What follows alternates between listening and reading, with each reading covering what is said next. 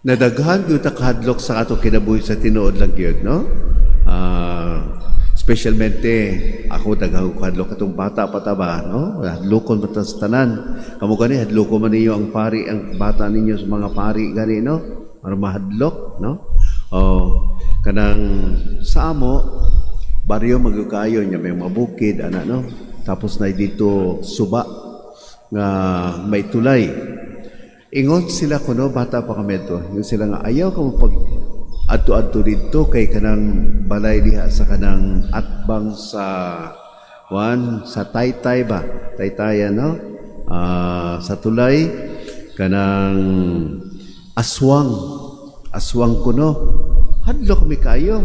Unya ako kay gipaadto man ako sa mama dito sa Pikas nga baryo na nakauli ko gabi na. Di naman ko gabi sa ngit-ngit na gabi na sa baryo, no? Sus, pagkuhan ko na ako, hadlo ko kayo kay diya lagis ka ng balay diya sa kuhan sa tulay, aswang man kuno na. Aroy, pagkuhan ako sa may tulay ba, pag naog na ako sa tulay, naagid ka ng taong giingon nga aswang. Sus, murag na nyagit ko unsa man. Dayon siya, ay naunsa man ikaw? Ingin ko, ay wa man, nadlok lang ko, kurata na ko. Yung siya, sige, kuyugan takaw. Sumari Yosef, samot ko ka, hadlok, ay kuyugan ko nun niya ko. Kung sa akong mga playmates kanito nga, kung aswang ko no kinanglan dili ka kuno magpaluyo, di ka kuno maguna, paluyo ka kuno, sundan ko na, di mo kuno siya. Abot lang, basta, murag ampo ko, grabe yung pag-ampo na ako nga dili ako niya ipanon kay aswang ko kuno to. Only to find out later nga sulti laman di ay, no?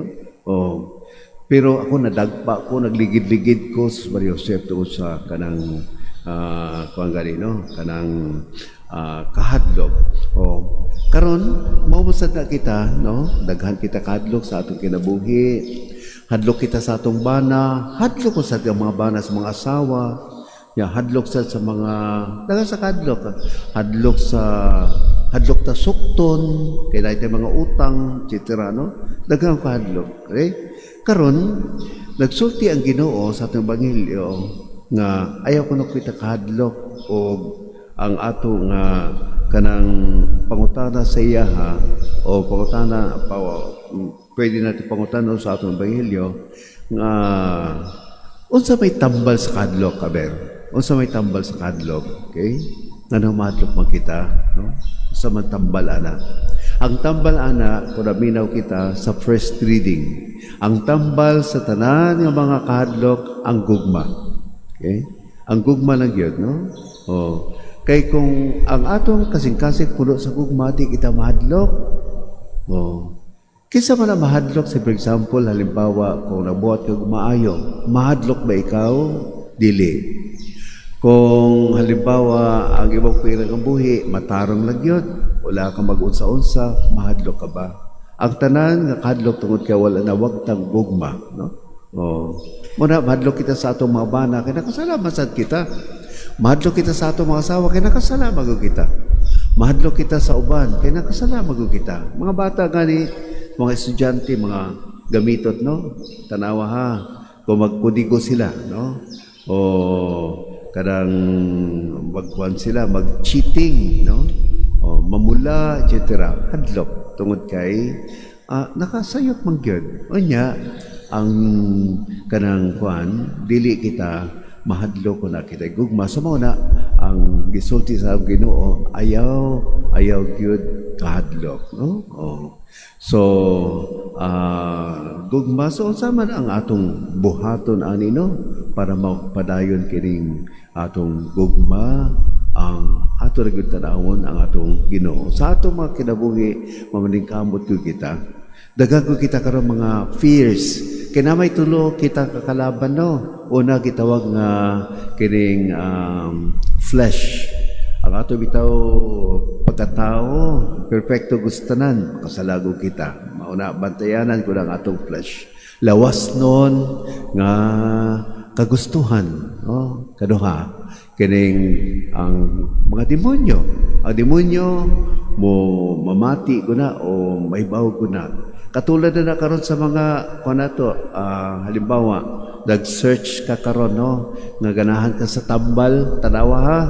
Tanan-tanan nga mga kanang pagbukas nimo sa cellphone nimo, tanan-tanan nga tambal kuana diha para mo palit ka kay naa may nag-detect kanato na kanang nagbantay sa ato mao na kani may mga kuan kita mga numbers etc. diha no, so kay bawo na sila tanan kung sa na diha o wa ta kay bawo kung kanang giunsa nila pero kay bawo sila kung unsa ang ato gi-research no, halimbawa sa internet. So mara i-feed up kita sa tanan nga gusto nato. Mao nang demonyo. Okay? Tigpakarong ingnon basta i-feed up lang kita na kinahanglan. Okay? Oh. Ay katulo, syempre kining kalibutan. Mao nang tatlo no, kalibutan kay kalibutan karon mohatag man sa ato kini ang maayos tanan no, nindot nga sinina, mao ni ang imong powder, mao ang imong shampoo, mao ang imong tanan-tanan. Oh, see? Sumaunahan ka ng tulo. Bantayan ko na nato kay kung dili magbantay, makasalago kita. Pero, mo lagi nag-isulti who can separate us from the love of God? Basi magkinaunsa. Di kita kalimtan sa Ginoo yun. No? Oh, basi magkinaunsa. Ang ato lang problema kay wala tayong pagsalig katulad sa mga apostoles. Karon, ako sad no, murag positive masad na sa ato karon nga mga apostoles no. Kay baski nahadlok sila, nanyagit sila kay Jesucristo. O diya pagsiyagit nila, baski imperfect ang ilang kining prayer sa atong Ginoo, ang atong Ginoo nag-adto sa iya baski na mulakaw siya sa tubig, bahala na. Subot pasabot ani nga ampo lang sa tanan nga mga problema nato struggles no sa ato kinabuhi, ampo lang balik lang diri sa simbahan, ampo sa Ginoo, bahala na kung dili siya mutubag kay bawo siya no, dito ko na kita pabayaan ato na bitaw i-increase sagud nato atong faith sa iya, salig ba pagsalig no. Mao gani na sa mga magtiayon kanang kung magduda na gani kamo, magduda ang asawa sa bana magduda sa asawa, wala na pagsalig.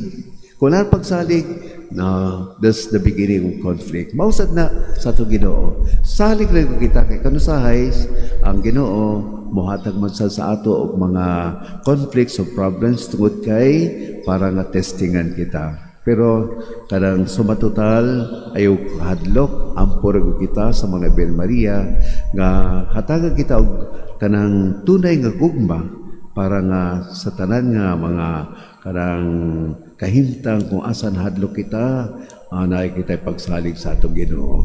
Amen. Tapos na. Nindog na kita.